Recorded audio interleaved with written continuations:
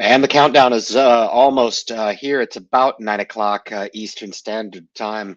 Just couldn't help myself kick on a couple seconds extra here. Good evening to each and every one of the loyal subscribers to the message. I'm so glad to be back with you guys. This is the Independent Investor Channel live stream. My name is Ryan. For you guys that are new to the channel, I'm super devoted to this project and what it could potentially mean for anyone on the receiving end of this. Tonight's going to be kind of a special show. I'm going to wait a couple moments here and allow some of the gallery to make their way in. I've got some devoted subscribers in the house, some folks that have been with me an awful long time. Shout out to Christopher. It's great to see you, Chris, and I hope all is well with you, as well as I've got Mr. Weber's in the house. It's great to see you, Shaded Light. Eric, it's good to see you, my friend. And David Oldenburg, it's great to see you too, my friend. Greetings here from the East Coast. Shout out to the West Coast. Hope all is well with you guys. Matt says, win Lambo. I probably never have one, which is kind of funny. We're going to talk about the 5 elusive things that escape a lot of people out there. And I'm going to kind of circle back in retrospect and give you my insights. These are 5 attributes that that are integral to my life. These are things I do. At least I feel like I do it, and I don't feel like I'm naive. I feel like it's critical that people have the ability to self-evaluate where they are. For those people out there that are, naive to the fact, or some of the people, out there have a hard time, perhaps, taking advice, I guess, from someone. Um, I'm not one of those folks that seek out advice. I do identify that there is a lot of people out there that do need help with managing money, maybe even just need help with something as simple as establishing some spending discipline. But I'm going to give you the goods tonight. And it comes really down to these 5 categories. And if you can deploy these 5 categories, no matter how much you make per year, no matter where you come from, you're going to give yourself the best shot at making that all elusive millionaire. Now, I say that tongue in cheek because I think a lot of people will say that it would be nice to actually step into retirement, or I think the scuttlebutt now that I hear is that people want to retire so bad at 25 years old. I don't really think that that speaks to the masses, and I don't really think that that speaks to the reality of people who are actually um, uh, meeting those milestones in their life. And it's some of those people that you may be a little bit more surprised on. Those everyday hard workers that contribute to a 401k, and they forget about it. They go on about their lives. They've got good perspectives over their life. I'm not really sure if I would be so quick to suggest that those people who are making multi-millions are those people that are seeking out and venturing off and starting businesses, and some do. But that's not who my channel's aimed at. My channel's aimed at those people out there that potentially feel like they have very little to no hope, but are good people, and they may have some of the attributes that I'm going to talk about this evening. And the reason why I focus on that is because that's who I am. I'm not one of those people who come from money. I'm not one of those people who were given any type of a head start in life. Completely the opposite. For you guys that have been with me for quite some time, I share my run-in with the IRS not once but twice with regard to back taxes owed. And you might think, okay, well that's interesting. I mean, I've never been so stupid to get into trouble with the IRS. Wasn't like I got into trouble. It was just that I misallocated some self-employment income, and I was 19 years old. I spent that money, and it was about 10 grand, and I thought I was rich. And the tax man came around and was like, "Hey, where's my 2,200 bucks? We want it." And it was a rude awakening, I guess. Well worth the $2,200 that I would have eventually paid in back taxes to learn the lesson of how important it is to acknowledge the potential impacts from tax and the importance for most people to acknowledge tax and potentially establish or set up the framework in their financial portfolio, their individual financial plan, to acknowledge tax and potentially reduce or even in some cases eliminate the tax. So these lessons come from very deeply rooted places in my life, and I love sharing that with you guys. Hopefully, you're able to get a little bit more of a unique perspective from me. I'm not an entertainer. I'm not coming on to sell you on anything. Okay. My work on the independent investor channel that I do now, that I actually do get paid for, and I get paid really, really well, actually satisfies the amount of time that I spend doing YouTube. And I love doing it. We just got to interview Stock Therapy with Penny Queen this week. It was an interview that I caught about a month ago with 𝑪𝑎𝑛𝓋𝑎. He's a friend of mine through the channel. Caught that interview, and she is predominantly, if not exclusively, a penny stock investor.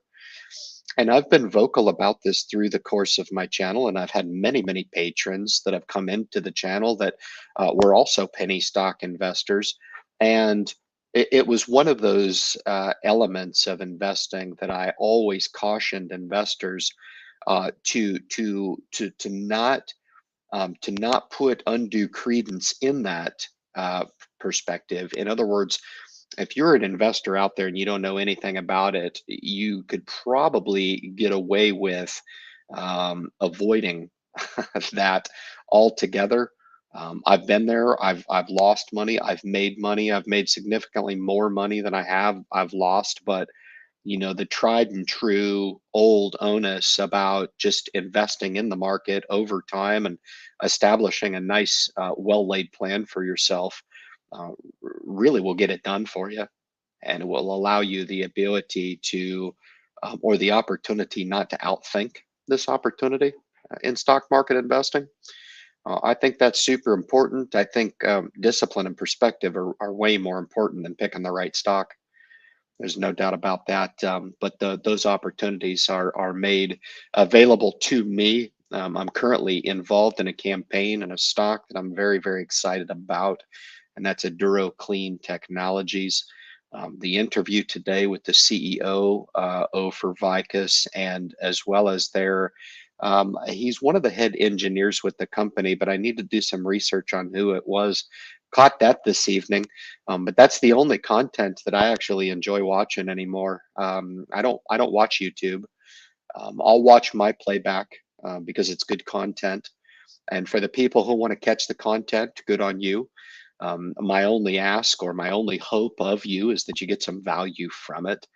Maybe you pick up a little tidbit here and there. Maybe tonight you heard me out and you're like, well, I've never got into debt with the IRS, and maybe you heard me out there, and maybe we differ in that regard. Maybe it's something that you could avoid, or something maybe strikes a nerve with you that I say that can maybe help you establish a little bit more discipline for yourself.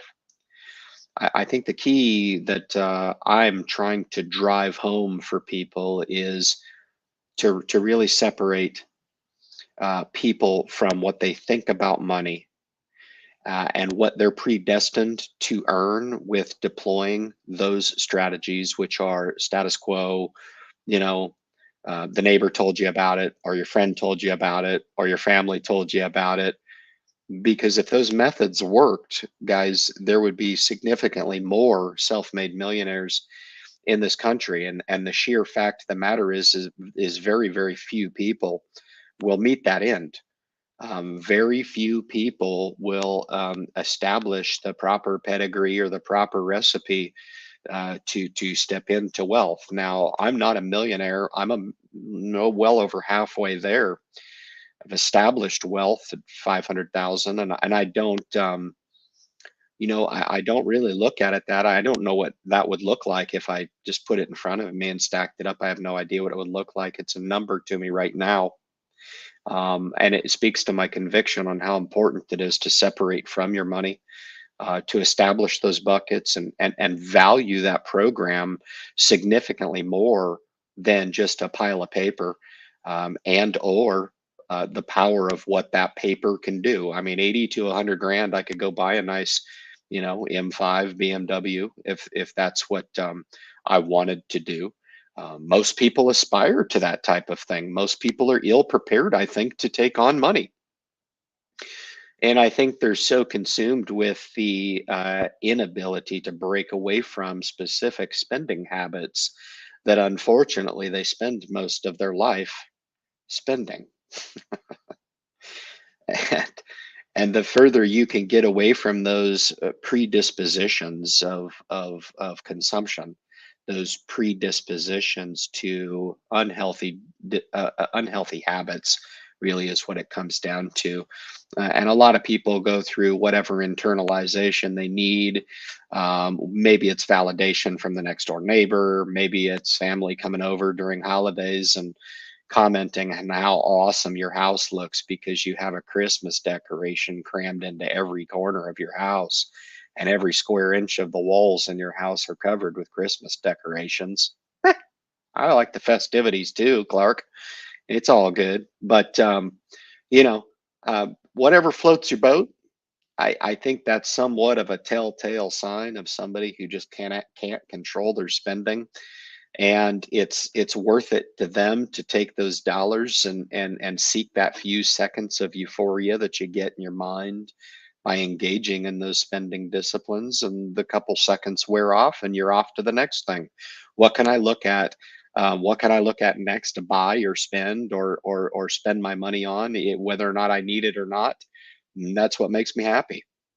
And I think it is a habitual problem in today's society. And I believe that it also is very, very difficult for people in this country to break away from.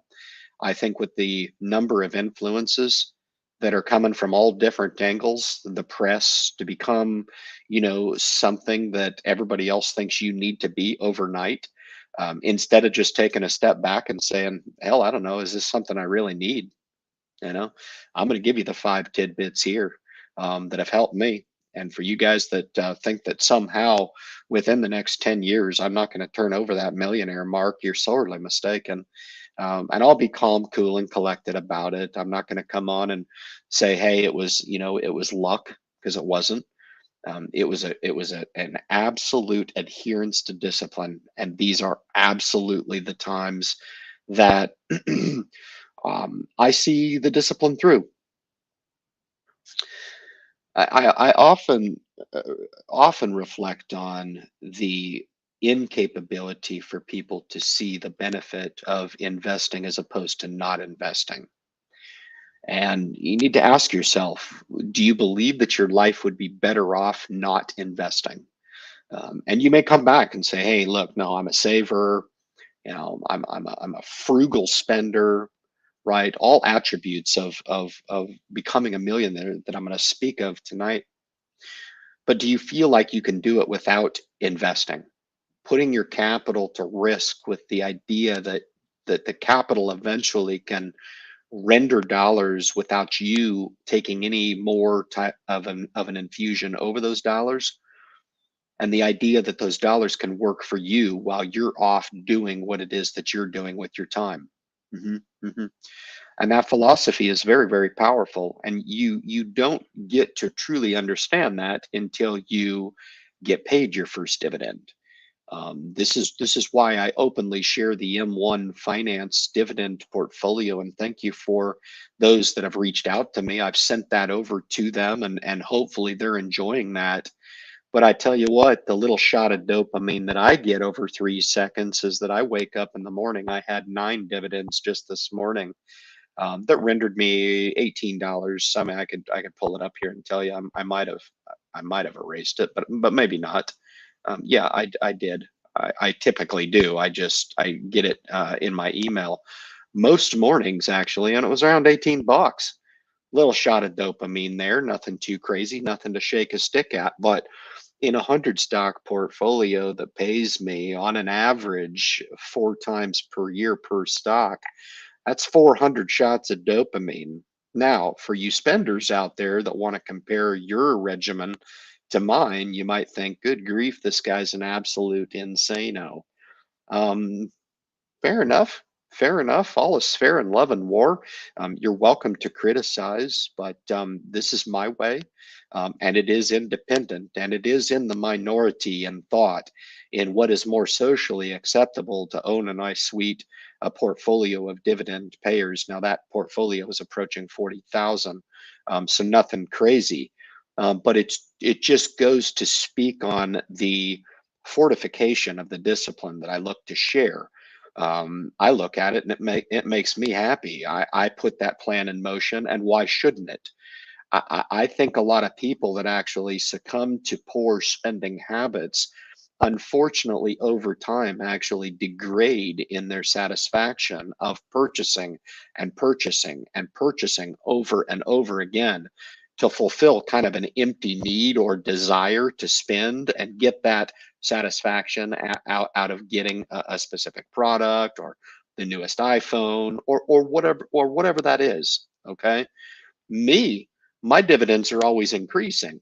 In other words, I know that when that dividend goes in there, it pays, it goes in to reinvest in the portfolio. And that's very, very satisfying for me.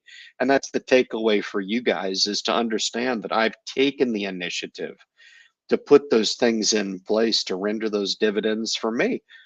My channel's a lot different than most, okay? I don't believe in the ability. Maybe there was a time in the evolution of the independent investor channel where I actually did succumb to trying to give people what they wanted to hear. Hey, here's the 3 stock picks every month, or hey, here's the stock flavor of the day, or whatever it is. I'm not of the belief of that anymore. I'm just not. There are really good stocks out there, and they are not a big secret. If you want to know what a big, awesome company is to invest in, just look at your phone, for example. That'll give you some indication. I see Costco mentioned. Costco's been on an absolute tear. The last month, the market has really based up off of its lows of 29 and change. The S&P has been on a tear. The calls now for a recession at 6 to 18 months are rampant. I had one commentary on CNBC suggest today that the market will go into a recession based on the inverted yield curve that we're incurring right now, which it happens when the short-term rates are higher than the long-term rates. So the people who are holding long-term debt actually make less than the people who are holding short-term debt. I hold both in my bonds portfolio. That bonds portfolio that could is kicking some ass right now. And that's actually the one that paid me the dividends today. Go figure, right? But hey, what do I know? I've evolved in the channel, and I figure if I'm going to do some profiling on the channel, no problem. It feels right to me, and I'm going to do it. Because if I can come on and drone on about investing discipline and building portfolios and doing all the stuff that I know is absolutely right, and the people who have been with me have absolutely got the crystal clear understanding of where my heart is, um, then the channel would fall on deaf ears because people just don't want to come onto YouTube and hear that stuff. I'm of a sheer belief of that.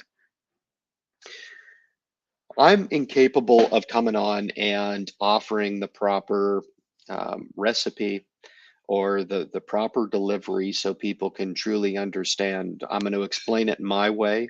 If you understand it my way through me sharing what it is that I do, wonderful, you'll succeed for it. If you feel like you don't resonate with me, no problem. There's a ton of other channels out there that are 100 times bigger than mine that you can go and you can fall in with the lemmings. You can fall in with the sheep who follow those channels like an absolute cult. And it's something that I don't understand. I don't do it myself. I'm way too busy. I parlay this 60 minutes every single Friday for you guys to come in and talk about something that I don't think works. I know it works. And the real testament to it actually working for people is the ability to take, hear, put into motion, and actually deploy and render some of these things that I talk about to help you in the psychology of stock market investing and really start to resonate with this idea that it is so much better to save a dollar than to spend a dollar. Guys, I appreciate you making your way into the live stream. We'll be back with you in just a moment.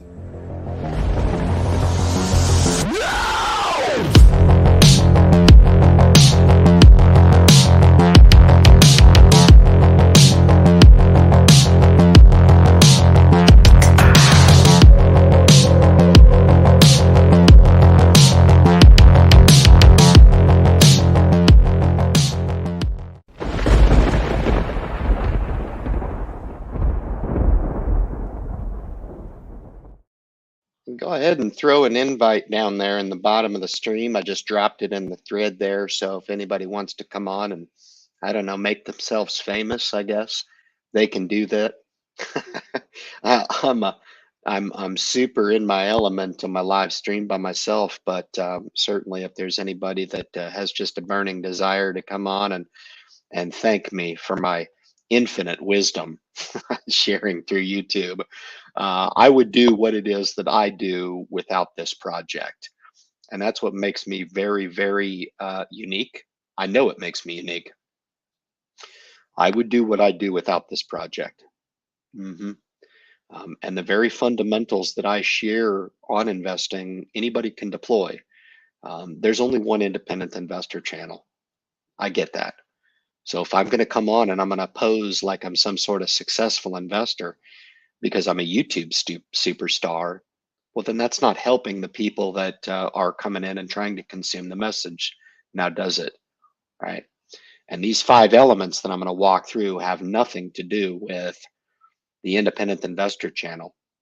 With that said, there is going to be a need at some point, and this is going to resonate with the group. Money doesn't grow on trees. Okay.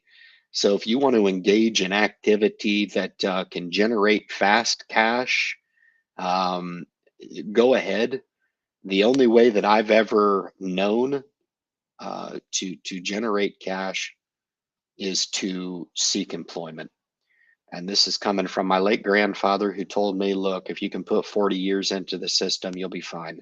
You'll be taken care of. And a lot of the younger generation, they just don't want to hear that. I think it's too bad from my deep perspective. I think this new generation is in for a really tough go. I really do, because I think a lot of people buy into that philosophy that everybody's going to succeed and you can put minimum effort into life and I'm just going to succeed. And if I don't succeed, no problem. Somebody will bail me out or somebody will be there to help coddle me along. Or, hey, my mother and father were there just to coddle me along. That's going to continue into my young life. I think a lot of the younger generation are in for a rude awakening. I say that with all acknowledgement to this younger generation is brilliant. They are a lot of really, really smart people. But I tell you what, there's some attributes that are missing, and I see it all the time. The ability to really, really dig deep, the ability to really adhere to some discipline, the inability to not succumb to pressure and not to succumb to temptation to buy into what everybody would have you believe is a definition of success. I would really charge anybody out there, even the newer generation, to try to define what it is in life truly makes you happy. I was in the gym every single day this week again. If people are bored of me saying it, it brings me the most joy in my life amongst many, many other things. As I go through my weekly routine, I'm a proponent of routine. It's my personality trait as an introvert to adhere to routine, um, and and I love it. I love it. But the 17 years running here, I just heard word yesterday that my life changed, and it's one of those things to where when these life changes come for the better, um, they humble me. I'm still it's trying to allow it to sink in because it really has not. I've worked very hard for this milestone. It's a lot of the reason why I relocated, like I did 6 months ago. But it just came to fruition yesterday, and I'm super stoked.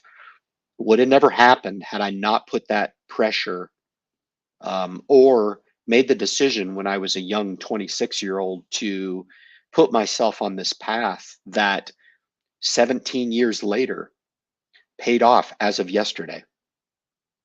And you think about that for a second. I mean, do the young people have that type of perseverance?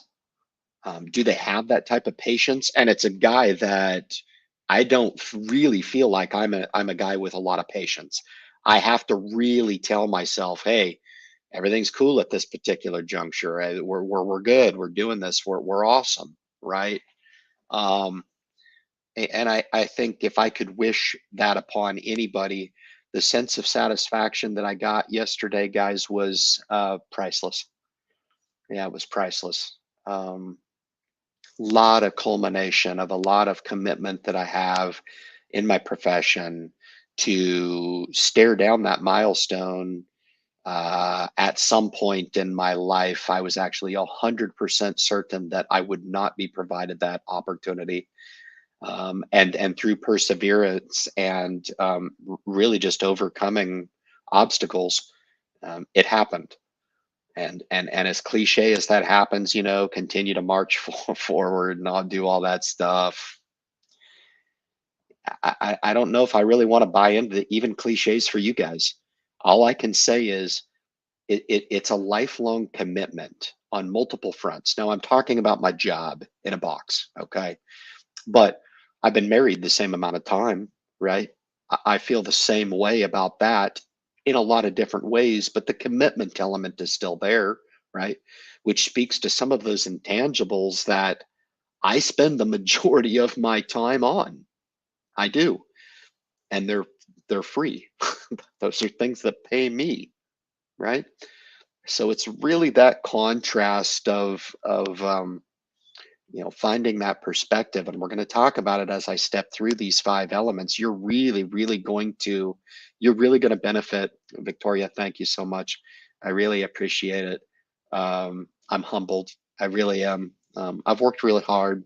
I've watched people come and go, and I'm sure they've worked hard as well. But to monitor, competition make it and you don't, is one of those things to where you're like, man, is this really worth it? Is it going to pay off? And yeah, it sure did. And I appreciate seeing you this evening. Heck of a shout out to you. Very cool stuff. And Anna's in the house as well. Anna wanted to thank you for sending the M1 to my husband. Yeah, hey, and that's really cool. What's funny about that is I really can't appreciate until somebody comes on and says, "Hey, we catch the message," and that's awesome. The only thing I would ask, because I'm very close to the vest with my time. So I'm hoping you guys get something out of it. I think I do deliver a very unique message. I know it to be, because this is more than a passion for me. I could talk personal finance um, indefinitely. I really could. And I can talk personal finance in such a way that if I think I can say something that doesn't come across as, hey, I do it this way, and I do it that way, and I do it this way, and I do it this way, which is the impression that I get from a lot of YouTube channels out there. I'm a lot more cyclical than that. I'm a lot more holistic when I'm trying to deliver the message and really think about those phases of my investing evolution, because I've been through all of the phases, all of them. Credit card debt, IRS, I had to hire an attorney on one of them to get me out of the IRS debt. Penny stock losses. My first penny stock loss, I thought it was the end of the world when I lost, 3 grand. It was the best lesson I ever learned, because I've since, 100x that or whatever it is. It's immaterial, right? The question is, was it worth taking the risk to have what it is that I have now? So it's that definite question: is it worth investing or not? Well, for me, it's an absolute. I would have never been where I was without the complement of investing. And I hope that's something that really resonates with people when they're going through the deliberation of should I or shouldn't I. I think for everybody out there, the answer has to be an unequivocal absolutely. And for me, it's a I don't want to suggest that it's a race against time, but we are the lucky ones, my friends. We are the lucky ones. Um, I started the Independent Investor channel from a spark of passion for this topic.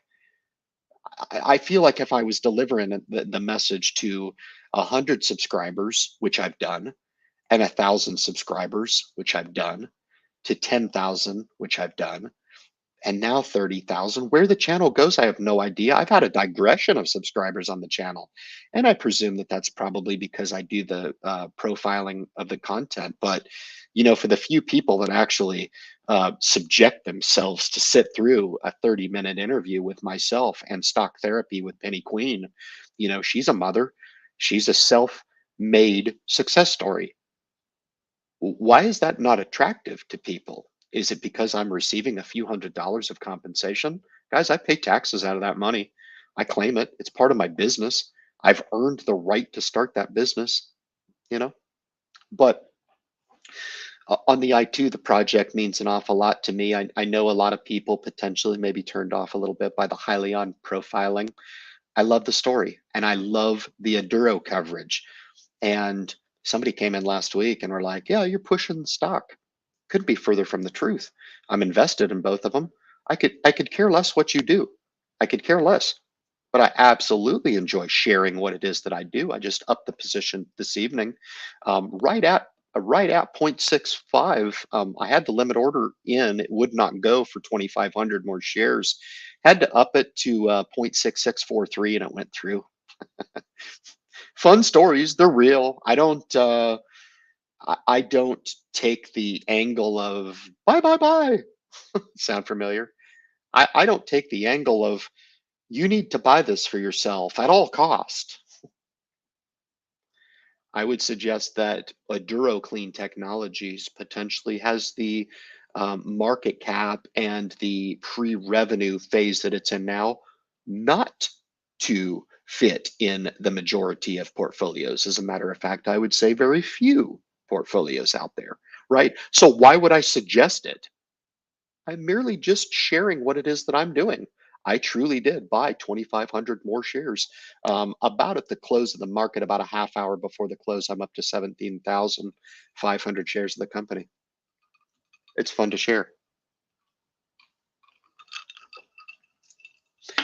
Now, if the stock ends up not working out or it ends up going to zero, then I eat that, and you watch me eat it at my expense, right? So it's your entertainment value. But what if a Duro actually aligns with the conviction that I think it will?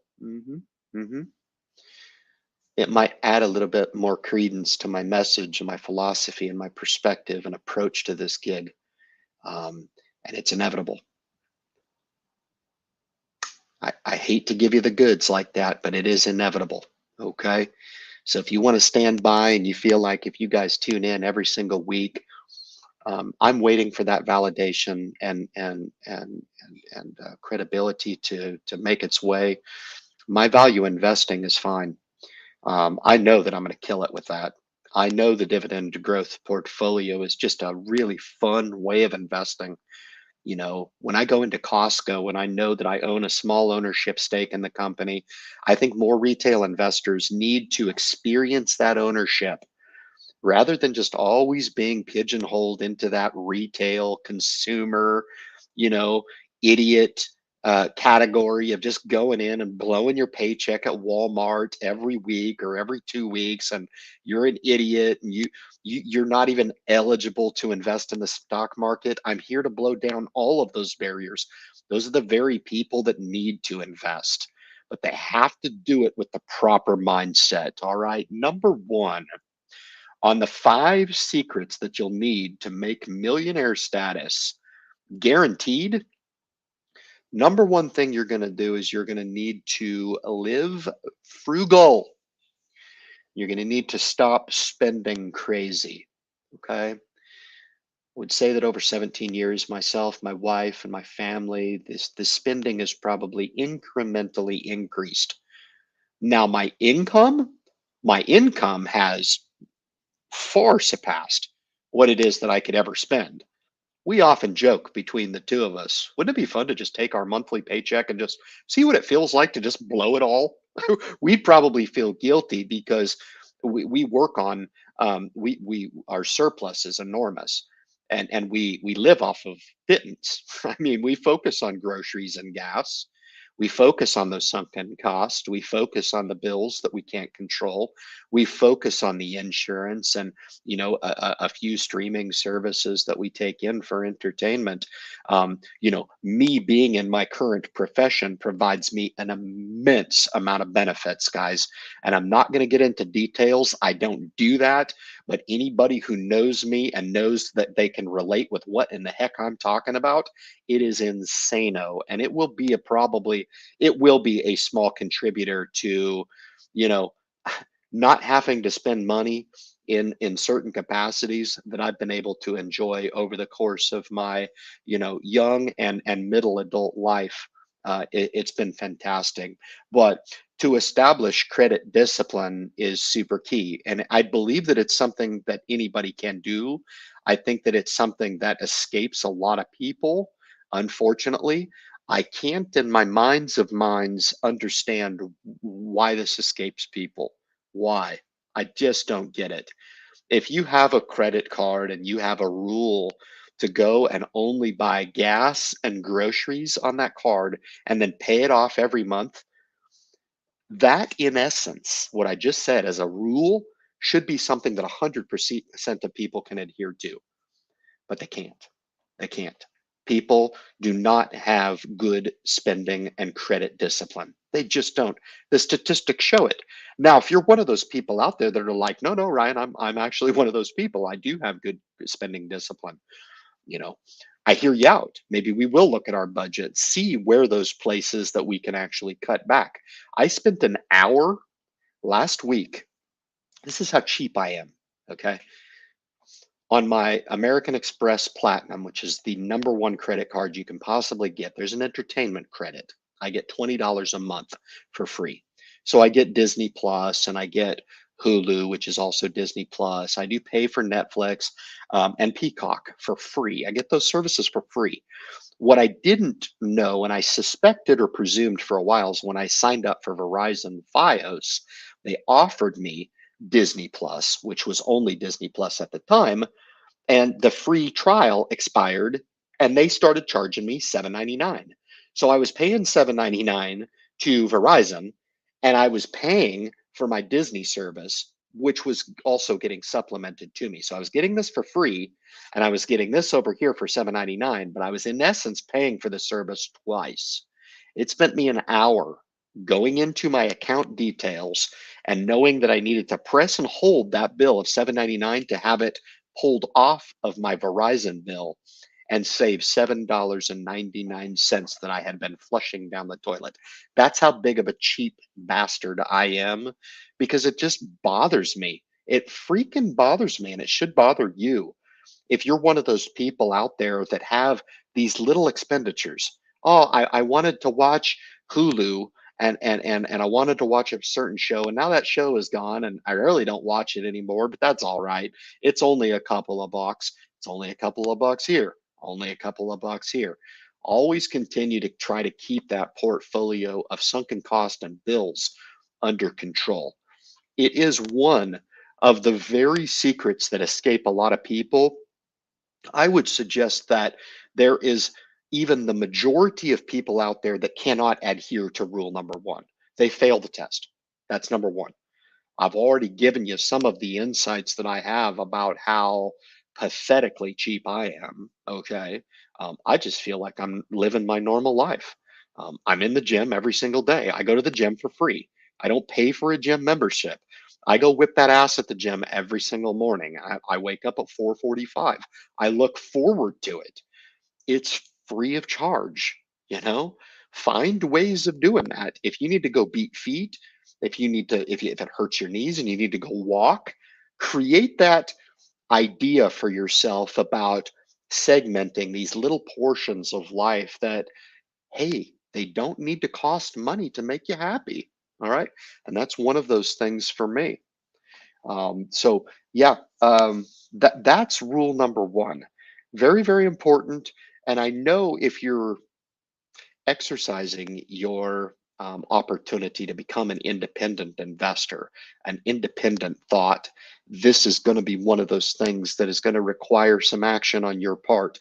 I do whatever I can to give you the zing and the zang and the zing and the zang on what I do and hoping that it sticks. But ultimately, these things, unfortunately, on my channel, unfortunately, because I think very, very few well look to deploy, but for those that do, you'll be stepping into a much, much better realm. Number two on the list. I'm gonna give you five. Number two is to set goals, make a plan, and stick to the plan. Okay. Life is long. Life is not short. Okay. Get rid of that cliche. Every second, whether it be that you live for 40 years or 60 years or 80 years or 100 years, it's all wonderful. Okay. All right. Right on, man. Hey, Ryan's talking about life being good. Yes, but you have to acknowledge that at some point it's going to end. And the quality of life that you enjoy, perhaps maybe early on in your life, is not to be expected later on in life. You're going to need that financial security to adhere to. So when people are deliberating, I don't know if I should invest or not. I think I could probably, the stock market is too risky. I'm here to tell you that I think you're effing nuts for not investing, because I think what you're going to be up against later on in life is an absolute certainty that you would have needed to take some steps to become financially savvy for what is anticipated later on in life. I just think it's an utter certainty. I think it's an absolute necessity. And this is why I'm insistent on doing this project every week. And it's hopefully why, my couple on the couch right now is insistent on coming and trying to catch a little bit of tutelage from me, because I've got this stuff figured out. I do. I exercise and I do these. These are like ingrained in me. These are what I do. I'm sharing them with you now. And if it's too big of a disconnect and you think that these are too big of a thing to do and they can't be deployed by others, please tell me, hey, you're wrong, Ryan. People can't set goals. People can't make a plan. Life is about how lucky you can get. No kidding. Why is it that people actually who make millions, the massive amounts of people who are making millions, are those people who are just day-to-day workers? You would never know that they were millionaires. You would never know. And the people who are out driving the fancy cars, a statistic I love to throw out there is 80% of people who drive Mercedes and BMWs, the very, very popular Audis, they all lease. 80%. That blew my mind. It was a staggering statistic to me. I was like, wow, these people, it's a status symbol. They must have all this money to go. No, they're renting the car. Lease is synonymous with rent. Sorry to burst your bubble, but I think it's one of the biggest waste of monies that you can have. And some people out there, I don't mean to offend you if you're leasing a car, I think it's a waste. It's just my thing. There might be certain circumstances from the employer, yada yada. I'm not here to judge, okay? But I think it's a waste of money. But setting goals, making a plan, and sticking to the plan. If you can invest in the S&P 500 for 20, 30 years, as a young person, contribute, make that plan. I'm going to talk about it a little bit more later on. The better off you're going to be. But you have to make sure that you're making a decision to do or not to do, but not be somewhere in the middle, wishy-washy. Recession in 2023. Ryan, I got to sell everything. I'm out of the market. I'm in the market. I'm guys doing this, and they told me on CNBC I should sell, and now I bought, and then yesterday I sold and bought, and then I'm going to buy tomorrow because I messed up today, and I'm going to get back in the market, and my husband's screaming at me because I got to do this and that and everything else, right? Choose to do or not to do. Okay. You make your life a whole lot easier. And if you choose to do, then you can define what that to do is and you can stick to it. full well knowing. And I'm just here to tell you, if you're confused about what the stock market can entail, it can either do one of two things: go up or go down. There you go. So don't be surprised when one of those two things happen, because they will inevitably happen. Okay? Not me, Ryan. It'll always go up for me because I'm a good person. No, it's going to go down for you too. All right? It doesn't discriminate. Okay? All right? Number three, probably one of the most important things that I talk about on the channel, and I'm really going to disappoint a lot of people by stating this. Any guess what it's going to be? Take a moment. It's one of my favorites. Get a job. This is, everybody's like unsubscribing. Shut it off. Shut it off. The independent investor channel is actually talking about going and earning a living. Yeah, what a novel idea. Isn't that something? It's made all the difference in my life. Yeah, yeah, yeah, yeah. I just went in, what, yesterday, sometime this week, and I got to get a crown done because I got a hole in my tooth. And I went back and forth with the insurance, and they declined by pre-approval. I was like, you all are my insurance. You're going to approve it. But if I didn't have that benefit, one small benefit, I got to pay the 2,500 right out of my pocket. That's $2,500 that I keep. I retain. I'm the good guys. The good guys get to keep that money, right? Insurance, dental, health insurance, right? I try to keep myself really healthy. I don't like going to the doctor. My biggest goal is to actually avoid going to the doctor by not getting sick. It's kind of a running joke of mine. I'm in phenomenal shape. I'm a freaking warrior. It's all good, and I do that. But the bennies, right? The bennies are really good. It can help kind of buffer some of those unexpected expenditures, yada yada yada. However, having a job is a lot more than just becoming part of the rat race or selling out to the man. Uh, if you want to know the truth, I actually love my job. I love it. I loved when I commercial fished in Alaska. I love my current employment now. I absolutely love it. It's an absolute gift. It's an honor. I wake up every single morning, and you know it's a symbol of a good job when you look forward to going for the job. I'm looking forward to actually having off tomorrow because it's been busy.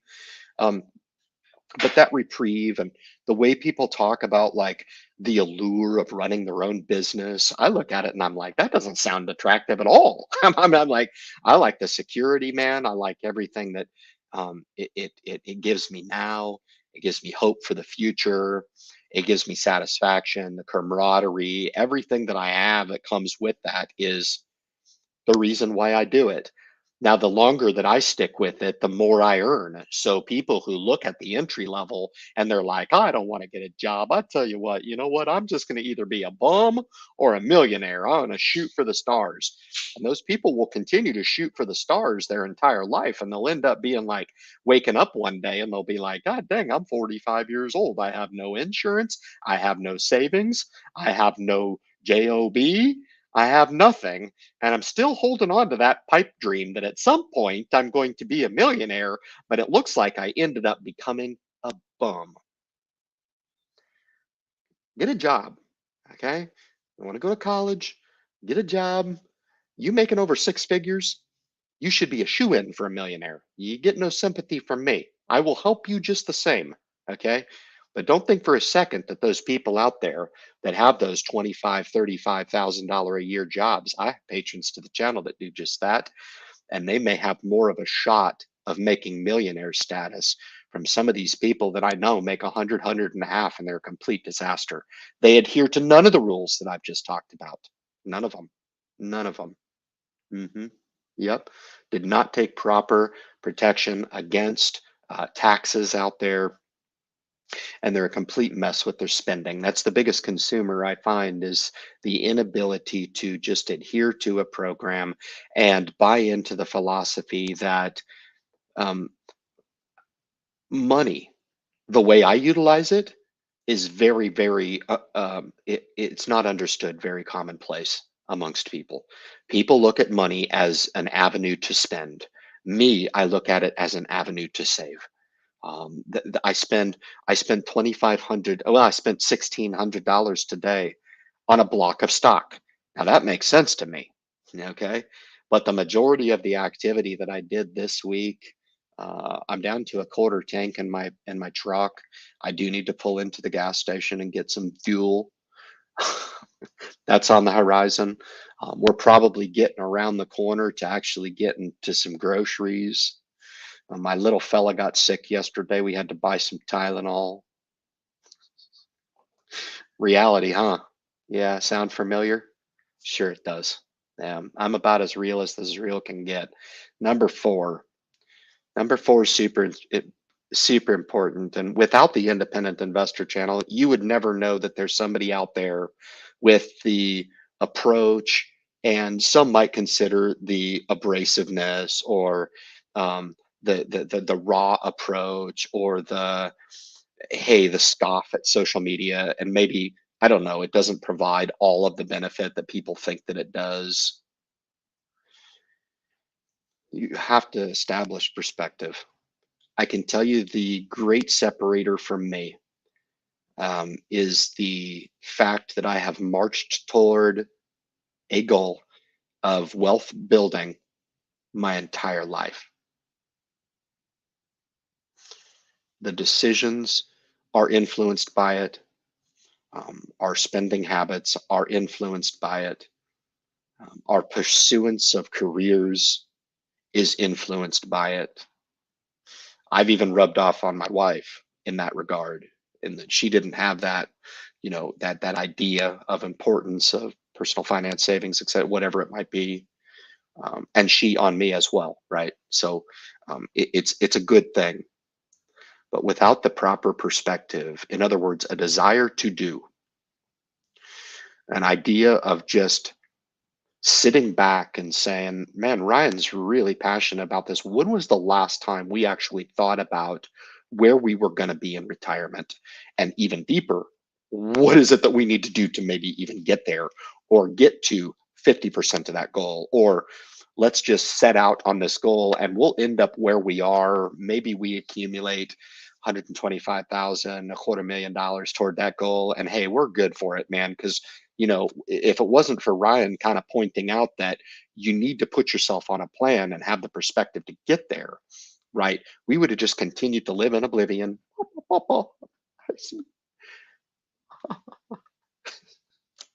Look at my Christmas decorations, right? You gotta have proper perspective as you approach those ends. All right. So that's number four, establish perspective. You have to want to do it. If your perspective is that you're going to win the lottery to become a millionaire, it won't happen for you. If you think that somehow life owes you, because life has coddled you up to the point of being turned out as an adult, you're going to get your ass kicked, and you're going to have a rude awakening that if you become complacent on life, you're going to find really, really quick that that complacency sets you back, and it's going to set you back a long time.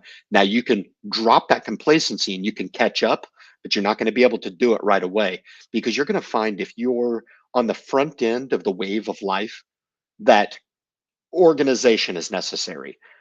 Dealing with unexpected expenditures is going to be necessary. The ability to remain dynamic and deal with injects as they happen. Boom, boom. I'm always ready. I'm always ready. Yep. What's going to happen? What's going to break down with the car? What speeding ticket are we going to get this week in New York? Right. There's always something, baby. Always some sort of expenditure to happen, some sort of trip, or some sort of tooth that's fallen out of my head that needs to be dealt with. I'm ready to go. If I was complacent on life, I'd be like, oh, yeah, and this over here, and oh, and again, and oh, and woe is me. And you just get steamrolled over, and you just give up, man. Because life will do that. But I think there's a lot of people that try to actually deploy that as a strategy in life. And good luck if you can make it work. I can't.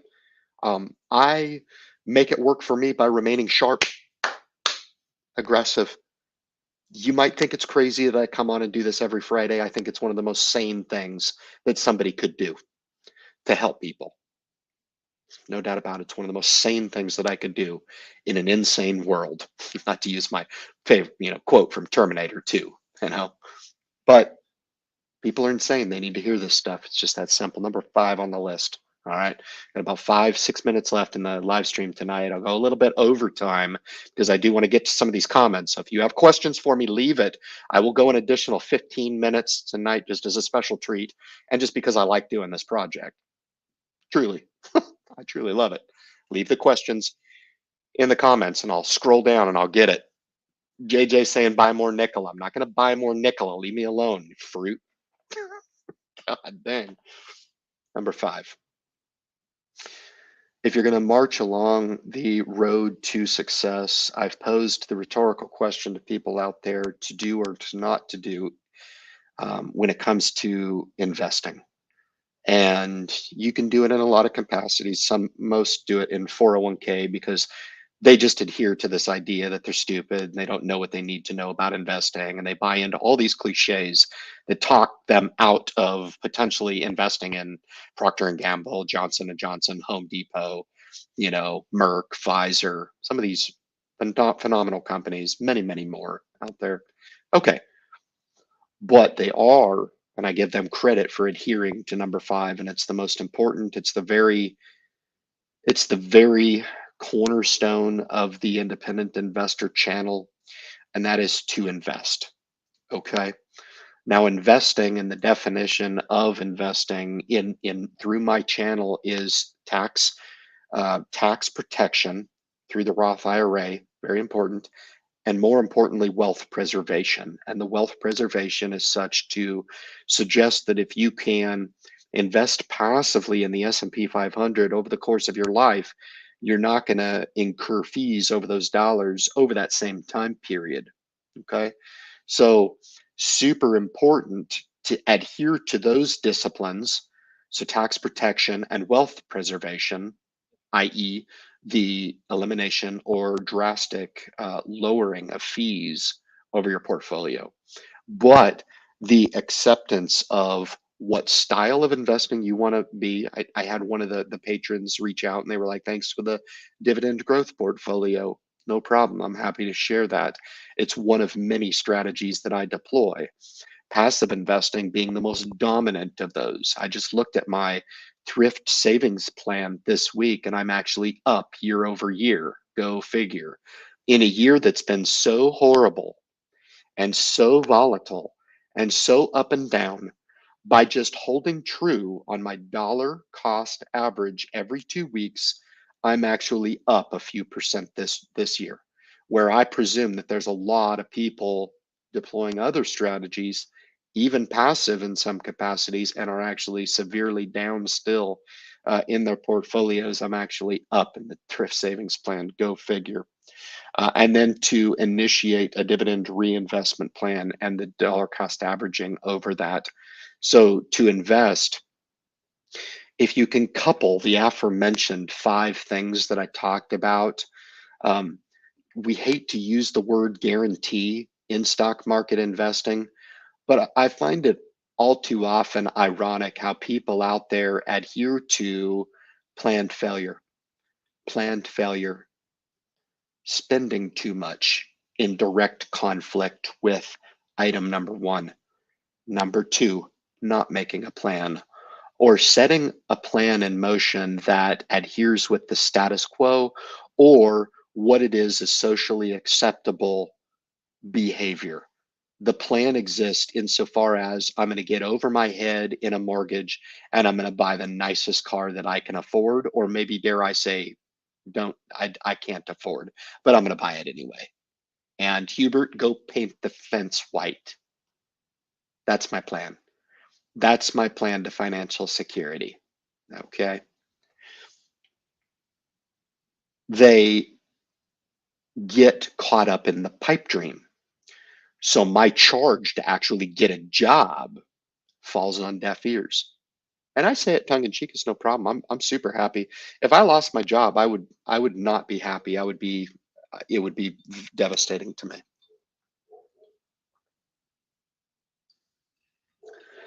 Just because I love it so much and I feel like sometimes when I offer those comments that I'm somehow combating this idea nowadays in 2022 that you just need to throw all fate to the wind, and you need to take every chance that you can get to somehow shoot for the stars.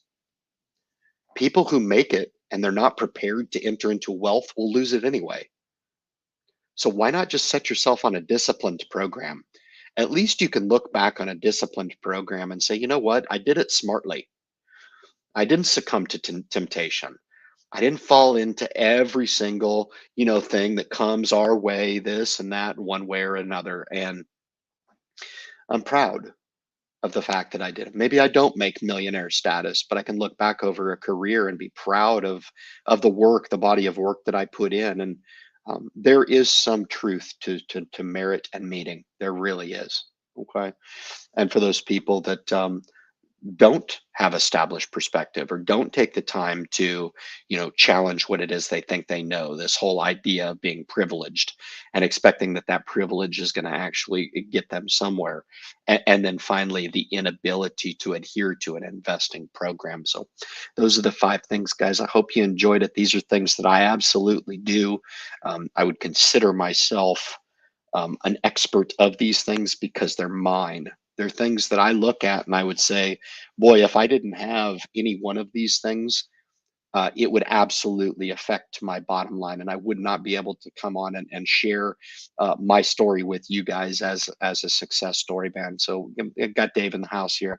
Great stuff, man. Leave your comments at the bottom, guys. I'm gonna rip through these as quickly as I can. If I can cherry pick a good comment here, I absolutely will. But got some really, really cool folks in here. Get Cassius in the house. Hola, ¿cómo estás? Muy bien. Great to see you. Thanks for coming in, man. I really appreciate it. Very cool. Hubert's in the house. I spend too much at Costco. Yeah, it's easy to do that. I buy honey and meat.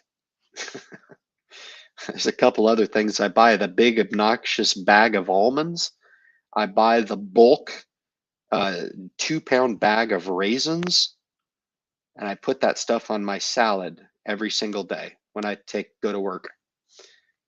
Got some comments at work on my salad. I'm proud of it. I make up the same guy. It's very cool. Very cool. Chuck says, "What up, guy?" I'm good, man. That's awesome. Thanks for stopping by. Jared's in the house just to say hi. Says, "I love Hylion." I do too. I'm going to love it even more when it goes up. It's going to be fun to watch. Be a fun project. We'll go ahead and log as much as we need. I've put that on a plan as well. It's only through the grace and the perspective that I've actually deployed that I have the ability to enter into a position like Hylion and actually have the ability and perspective to see it through. Yeah, it'll never go up, Ryan. Okay, it'll never go up. Sounds good. Sounds great. Thanks for helping me. I really appreciate that. Very cool. Chilling next to the Wi-Fi would fantastic. Good stuff, man. Yeah, enjoy that, man, and it's great. I really appreciate it. I hope you don't mind me highlighting your comment, and it's really cool that you guys can kind of take that, share it, learn it. I really love M1 Finance. It's a lot of fun.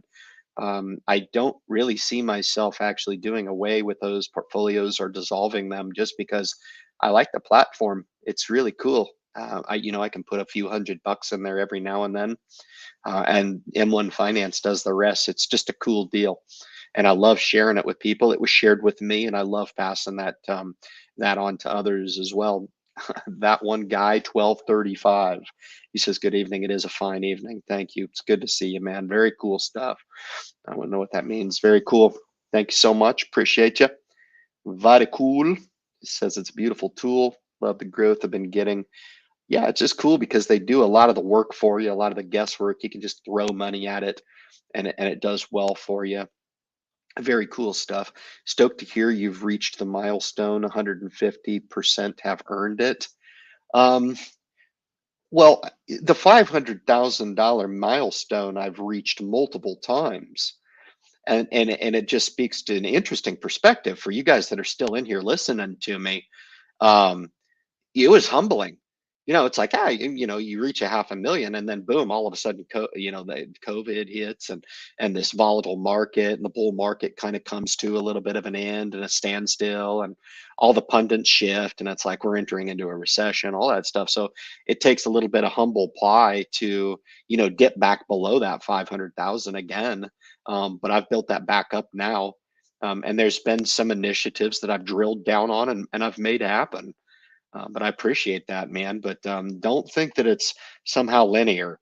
Don't think that somehow just because you reach 10,000 that it can't go back below 10,000, which I think is a critical milestone for a lot of people. I think there'd be a lot of people out there who are like, Ryan says it's super important to reach 10,000, which I do believe, but then they'll reach that 10,000 and then they'll go down below 10,000. They'll be like, the hell with it. I'm out of here. Throw in the towel. They sell everything. I hate investing. It sucks. And they fail to realize they would have never made it up to 10,000 had it not been for the perspective, a discipline, setting goals, making plan, living frugal, having a job. Hey, sound familiar? Yeah. Yeah, there's a method to my madness, man. It's pretty crazy. Shaded Light gets the award tonight for the most comments, man. He's just having like a discussion here, man. It's like war and peace in my comments section, man. Jeez Louise, he's loving it, man. It's good. He gets some entertainment out of the I2 live stream. I quit my job after 34 years. Now I just eat cereal. Sure. Yeah, I'd like to walk away, when I have those marbles. It's all good. Yeah, you got to put in that time anyway. He's sharing what he likes. That's cool stuff, man. So I'm almost to the bottom here. Yeah, I don't know. Nicola's always had me head scratching. I'm not really sure. Everybody's losing their shorts on the Tesla truck heard around the world, and is Hyliion going to be okay? Tesla's talking about 500 miles. Tesla can talk about all they want. Dare I suggest that you look into the reality of what they can actually get? hmm hmm Oh, Ryan, Elon Musk would never lie to us. No, he'd never lie. Just like the rating on your Tesla is 380, and you don't get 380, you get 200. Yeah. Sorry. Sorry to burst your bubble. It's the Kevin's in the house. Love building the top 100. Sure. That's a fun way to invest. I like it. It's cool. It's cool. Don't have too many eggs in one basket. It's kind of cool if you have a problem with one and they all go through swoons. Sometimes they're up, sometimes they're down, but over time, those really good gems of the stock market typically end up paying off in the discipline. Ryan, did you get a chance to check out the ERX dropping? Yeah, had I known about it, I would have went down there and filmed it. I was, a little disappointed. I was frustrated with the solicitation of the questions. I'm tired of asking questions and not getting them asked. So when I'm asked to offer questions that I know are not going to get brought up, my answer is no. Some people thought I was being rude. It's totally fine. I do enough for Hyliion. Rest assured, I do enough for them. I'm good. I'm totally good. It's an open door policy. If they want the interview, they can have it. If not, no big deal. I'm good. I make $1,000 per interview on the channel anyway. I'm fine. Why would I need to beg to have somebody come onto my channel for freaking free? Forget it. I'm good to go. I'm good to go. We'll wrap it down, guys. Very cool stuff. Really appreciate you making your way in here for the Friday live stream. I want you guys to have a great weekend. We'll be back next Friday on the Independent Investor Channel, fastest 60 minutes on YouTube. Be well. We'll catch you next week.